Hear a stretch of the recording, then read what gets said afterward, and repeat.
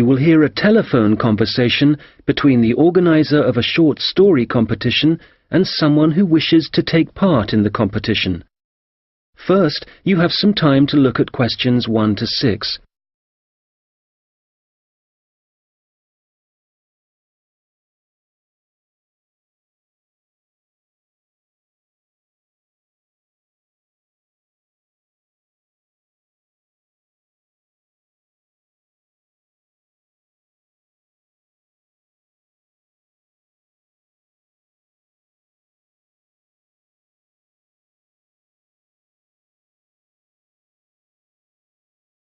Good morning, Dave speaking. Oh, hi. I'm phoning about a short story competition. I saw an advert in a magazine, and I was just calling to get some details. Yes, certainly. I'm the competition organizer, so I should be able to help. What kind of details are you looking for? Well, does it cost anything to enter? Yes, there's an entry fee of £5. Okay, that should be fine. It's a short story competition, so how many words is that? Well, we want to give people a reasonable amount of freedom, but the guidelines are around 3,000 words. Oh, that sounds quite a lot. Well, it's not as much as it used to be. We did have a limit of 5,000 words, but some people thought that was too many. So this year we've reduced it. Right. And does the story need to be about anything in particular? No, you can write about any topic you like. But the main point of the competition is that it has to have a surprise ending. Oh, I see. That sounds interesting. I don't think I've ever written a story like that before. Yes, it's something we've introduced for this year's competition. Right. I'm 18. Is there any age limit? Yes, you need to be 16 or over. So, if you're 18, that's fine. Great.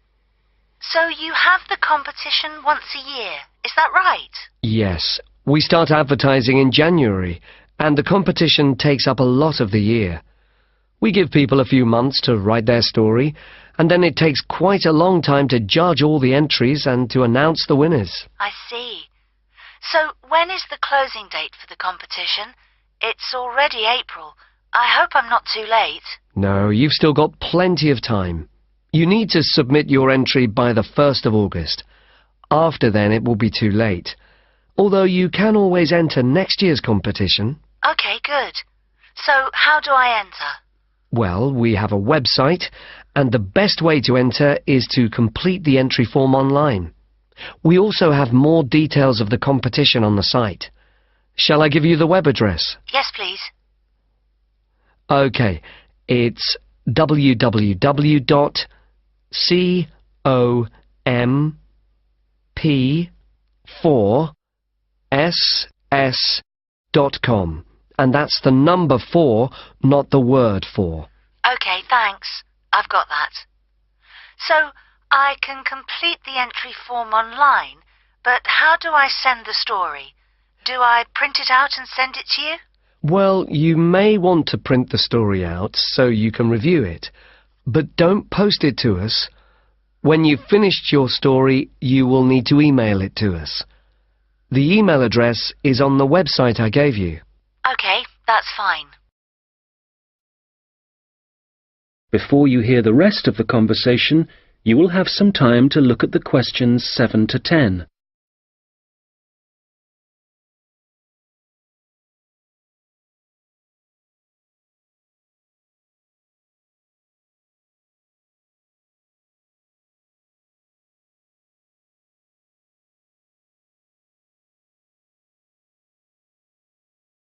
Now listen and answer questions 7 to 10. Can you tell me a bit about how the competition is judged and what the prizes are? Yes, of course. Well, once we have all the entries, I send them to all the judges. Our competition is quite popular, so we are lucky to be able to use famous authors who are very interested in the competition. That's fantastic! It's great to know that someone famous will be reading my story. Yes, that's right. It takes them quite a while to read through the entries, but eventually they decide on the top 5 stories. I see. And what happens then? Well, they will be published online so everyone can read them. They will not be in any order at this point. They will just be the 5 stories that the judges think are the best. And do all the top 5 stories get prizes? No, it's just the top story and the runner-up. So how is the top story decided? Well, once the top 5 stories are available, it will be the public who will vote for their favourite story. Right, I see. So I need to get all my friends to vote for me then? Yes, that's a good idea. And what is the prize? Well, the runner-up gets a prize of £300, but the winner gets a trip to Spain to attend a workshop for writers. Wow, that's brilliant! I'd better get writing straight away. Yes. Good luck. Thanks. That is the end of section 1. You now have half a minute to check your answers.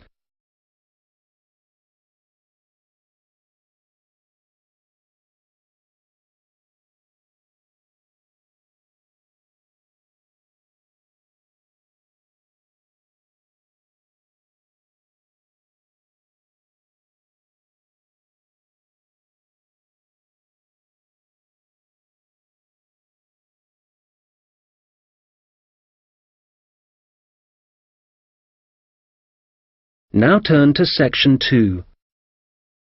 Guide talking about a sea life centre. First, you have some time to look at questions 11 to 17.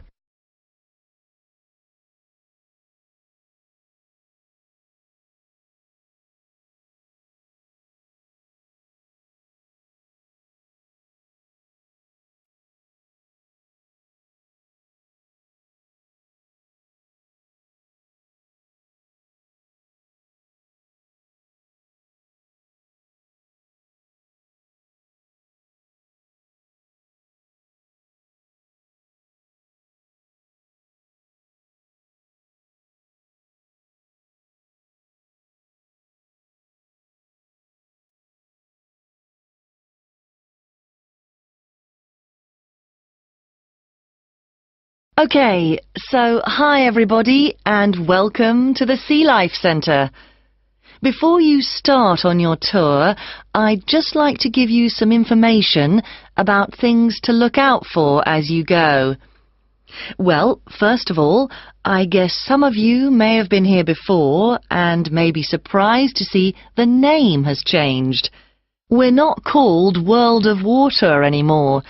Since the beginning of this summer, we've been renamed, and we've also made a few other changes. However, the main attractions like the aquarium, the crocodiles, the penguins and so on are still here.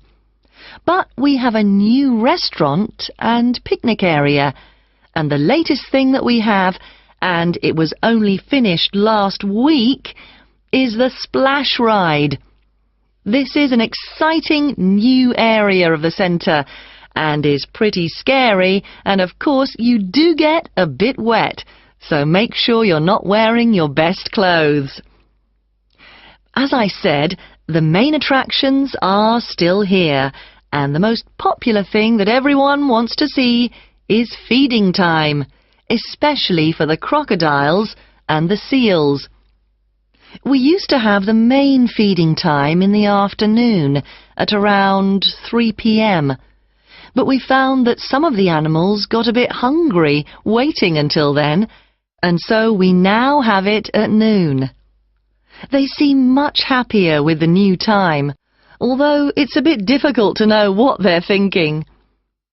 Now, I'd like to mention something new that we've introduced this year that we're very excited about.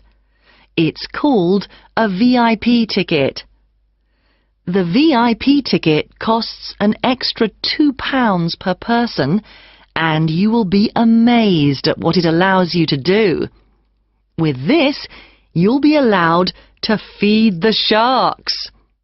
Now, I know that for some people, This might be quite a frightening thing to do, but it is perfectly safe.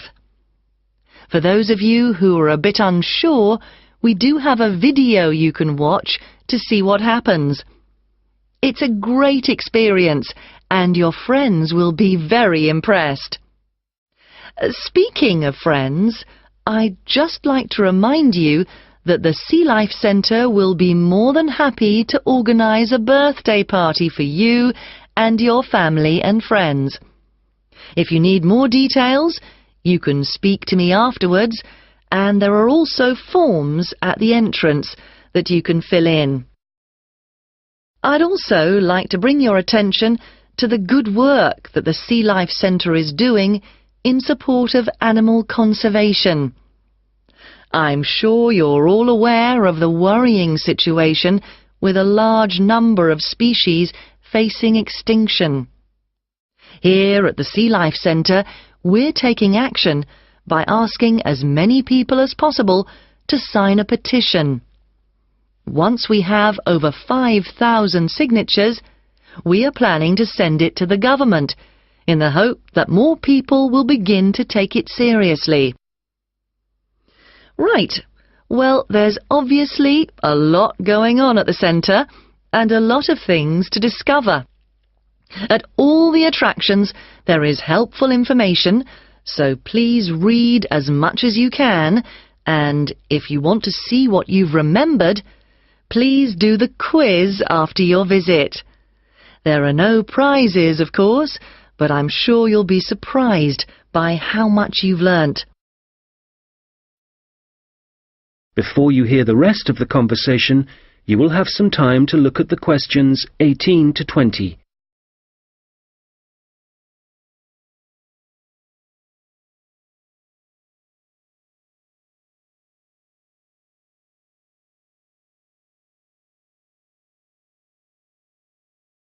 Now listen and answer questions 18 to 20.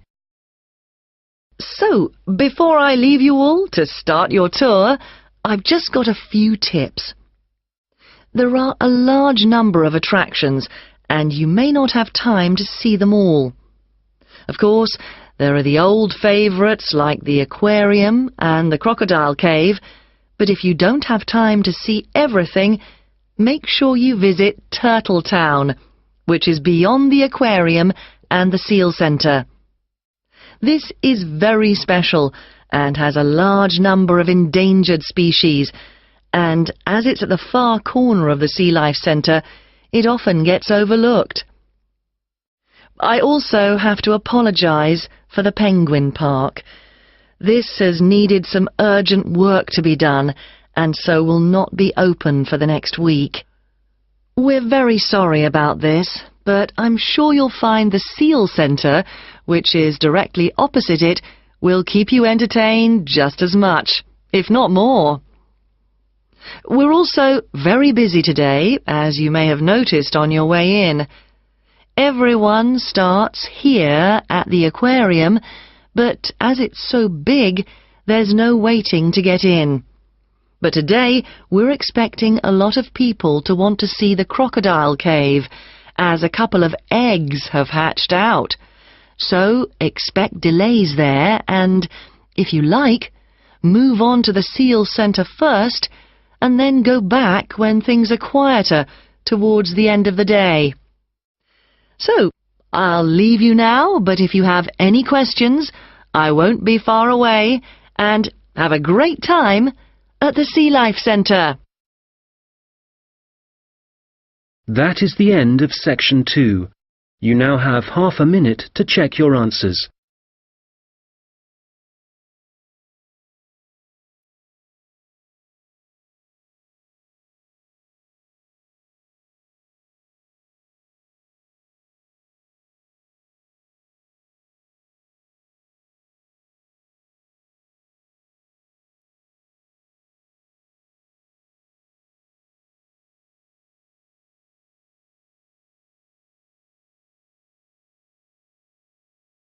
Now turn to section 3. We'll hear two students talking about their university studies. First, you have some time to look at questions 21 to 26.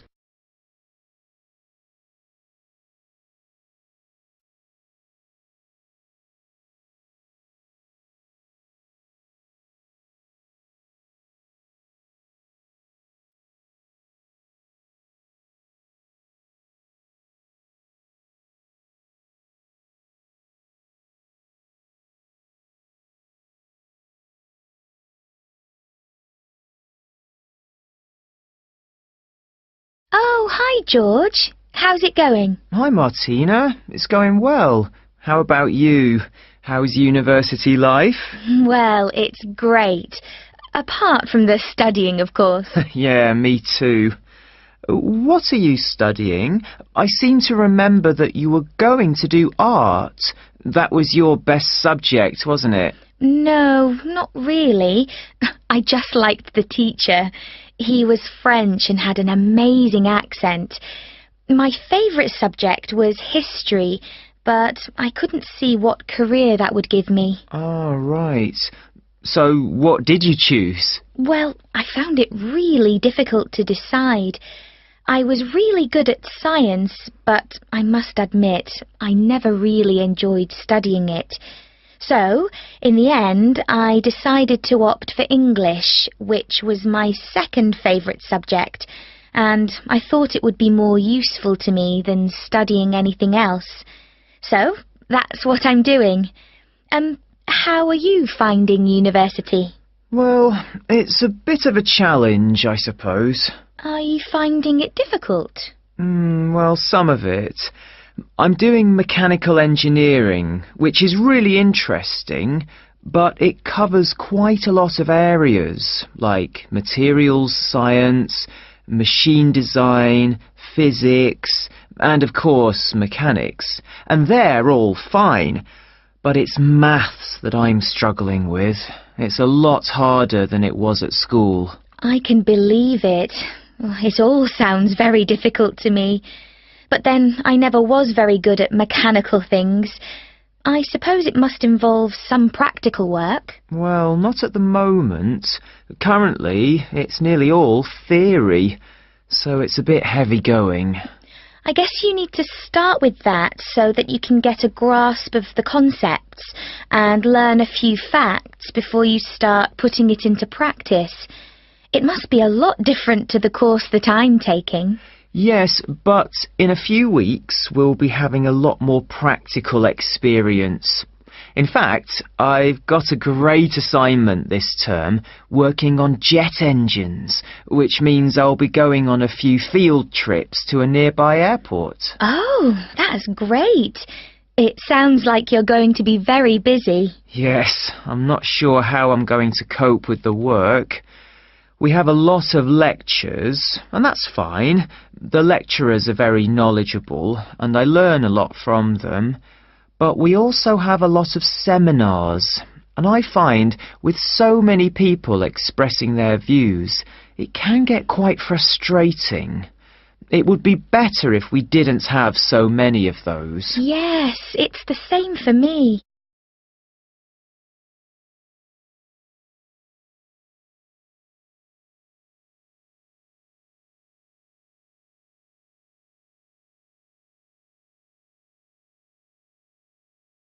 Now listen and answer questions 27 to 30. How are the students at your place? Well, I haven't really met anyone yet. They all seem a bit quiet. Perhaps they're working hard. They don't appear to be very studious here, but they are very friendly. I must say, I've been doing a lot of sitting around and chatting over the last week or so. Well, that's good. The only person I've spoken to, really, is my tutor. He's very approachable and seems to understand how difficult it can be starting university. It's good to have someone you can talk to, and he may help you meet other students. Actually, that doesn't bother me. I'm bound to get to know some people sooner or later. It's more a question of finding out what I need to do, where to go, and so on. I hope he can help me with that. Oh, I would have thought so. Well, we certainly have a lot of work ahead of us. It seems like a long time, doesn't it? Studying for 3 years. Yes, it does. But I'm sure it'll go quickly. You know, I'm really dreading the first assessment. Yes. For the course I'm doing, we have to hand our first one in at the end of next month. Really? So, have you got the topic yet? No, but we'll get it soon. I'm not sure how much we have to write yet. Not too much, I hope. I know what you mean. And it's hard to study, especially where I am now. Oh, where are you living? I'm living in a hall of residence. I thought that would be a good idea, as there'd be a lot of people around, but I'm finding it a bit noisy. I can see that I'm going to have problems when I really need to get down to some work. So, I guess you need to be somewhere on your own then? Yes. Well, I do like to have some people around me, so I'd prefer to live with a family somewhere, in a house not too far from the university. Well, good luck with that. Yes, thanks. And good luck to you as well. Oh, I have to dash now. I've another lecture in 10 minutes. Bye for now. Bye. That is the end of section 3. You now have half a minute to check your answers.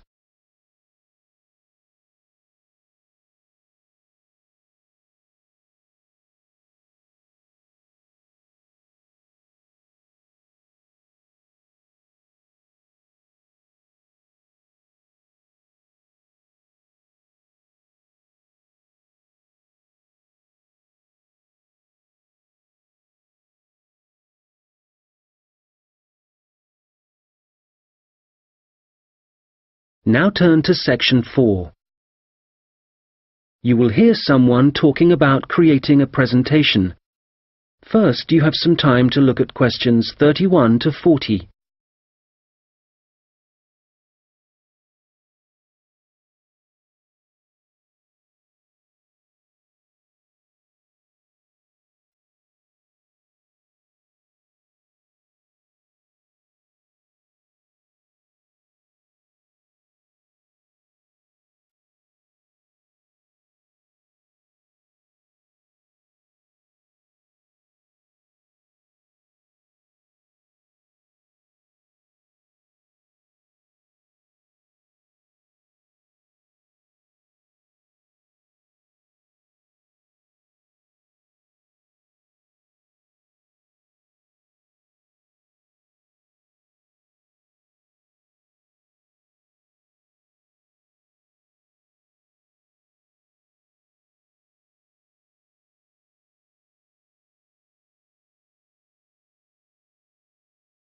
Now listen carefully and answer questions 31 to 40.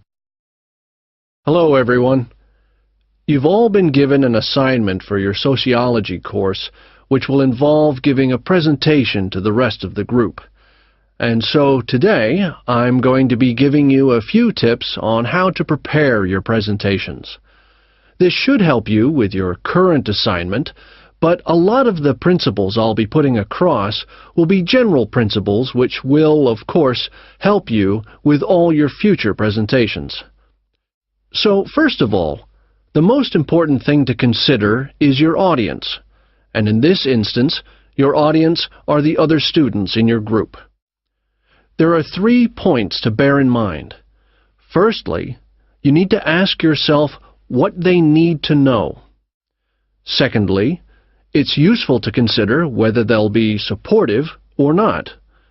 And thirdly, will it be a small group, say 3 or 4, a moderate gathering of 20 or so people, as for your current assignment, or will there be hundreds of people?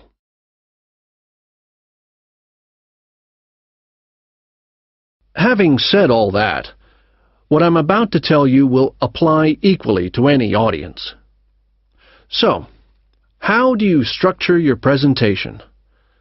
Right at the beginning, you should tell them something that forces them to pay attention. This could be something surprising or even shocking, but it needs to be relevant. After that, you need a list of items or topics showing them what you'll be covering, rather like an agenda. And then the main part of the presentation will follow. This main part will be the detailed information you'll be presenting, and could include facts, statistics, personal experiences, etc. After this, you should summarize what you've presented and close with what I call next steps. For this assignment, you could simply point the group to other sociology reference material. In other cases, you may want to suggest some actions that people can take. Now, what about the design of the slides for your laptop? Well, the important thing here is to be consistent. You need to have the same type of font and use the same color and size for the same elements. For example, all headers need to look the same. All bullet points need to be presented in the same way. And don't just stick to words. Bring the presentation to life by adding graphics. These could be in several forms, such as pictures, flowcharts, diagrams, histograms, and so on. And so, let's move on now to presenting. You have your presentation prepared, and you're ready to start. Well, it's important to give a good impression from the start. So take 3 deep breaths, look at the audience, no matter how frightening they may be, and be enthusiastic and energetic. As you go through the presentation, remember to provide some variety in the way you speak. So, for example, you can talk fairly rapidly for information that may be familiar, but then slow down for more unfamiliar sections. And change your tone as you speak. Don't keep it at the same level all the way through. As I mentioned, look at your audience. A good tip is to pick people out and look at them for around 5 seconds. Not looking at the audience gives the impression that you're either not interested in them or terrified of them. Looking too long at one particular person may make them feel rather uncomfortable. There may be points in your presentation that you want your audience to really absorb, and in order to make important points stand out, you may consider adding silence right after these. It will give people time to reflect on what you've just said. Also, you may be presenting complicated ideas or technical details, but try to keep everything as simple as possible. Use simple words and as few as possible. And be clear. If you say something like, "This appears to be," it implies uncertainty. So using weak verbs such as appears, seems, could be, etc. needs to be avoided. I'll just finish off with a few thoughts on questions and interruptions from the audience. You may choose to invite questions from the audience as you go, or ask them to wait until the end. Either way, questions should be encouraged, as it provides you with some feedback on how interested the audience is and how well they're understanding you. When a question is asked, you need to provide an answer that is as accurate as possible. So, initially, my tip is to repeat it. This will ensure you have heard it correctly and will give you a few seconds to gather your thoughts. Interruptions, on the other hand, can be unwelcome, and you may get them for a variety of reasons. It's likely, however, that there's something in your presentation that's unclear or confusing. So my advice is to reduce problems by reading through your presentation beforehand and predicting potential points which could cause interruptions. You may then want to change that part of your presentation, or at least you'll be prepared if someone does interrupt you. Now, do you have any questions?